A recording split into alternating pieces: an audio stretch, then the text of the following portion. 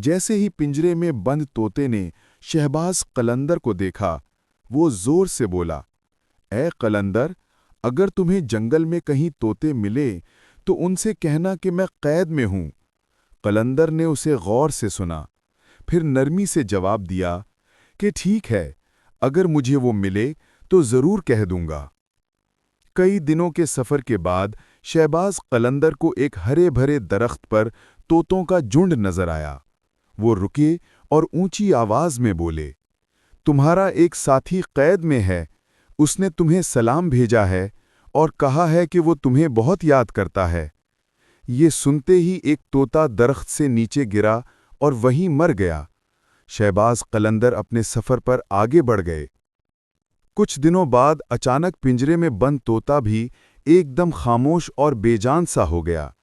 शिकारी ने समझा कि तोता मर गया है। उसने पिंजरा खोला और तोते को बाहर फेंक दिया।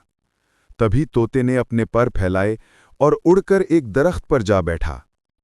शहबाज कलंदर ने मुस्कुराकर शिकारी से कहा, कई बार आज़ादी हासिल करने के लिए ताकत की नहीं, बल्कि अक्ल, सब्र और चालाकी की ज़रूरत होती है।